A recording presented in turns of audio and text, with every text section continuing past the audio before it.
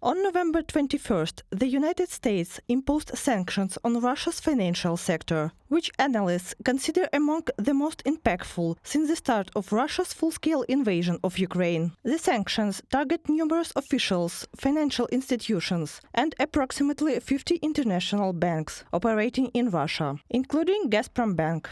Clients from Turkey, Hungary, and the UI have already announced the discontinuation of services for Gazprom Bank cards. This sweeping action will make it harder for the Kremlin to evade US sanctions and fund and equip its military. We will continue to take decisive steps against any financial channels Russia uses to support its illegal and unprovoked war in Ukraine. Janet Yellen, United States Secretary of the Treasury, on the department's website. Experts note that Gazprom Bank was one of the few channels through which Russia continued to assess foreign currency. Sanctions against it will likely exacerbate the ruble's depreciation.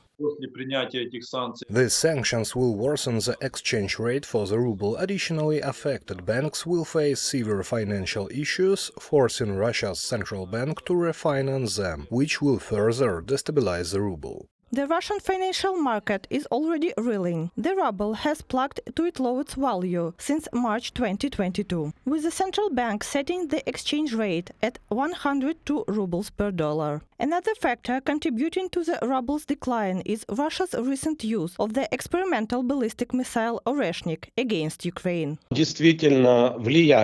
Exchange rates are influenced not only by economic and trade factors but also by politics and even war. Why? Because of the theory of rational expectations, which means that exchange rates are shaped by the expectations of people, businesses and governments. The strike on the peaceful city of Dnipro involving the so-called Oreshnik weapon is widely regarded by the international community, including the business sector, as a grave mistake. It is expected to lead to diplomatic losses for Russia and, in the longer term, potentially military setbacks and new sanctions. The ruble traded between 85–95 per dollar in early 2024, but began a slow decline in August, coinciding with Ukrainian military operations in Russia's Kursk region. Analysts note that the Kremlin has few tools left to stabilize the currency, and any efforts will reflect the border state of Russia's economy.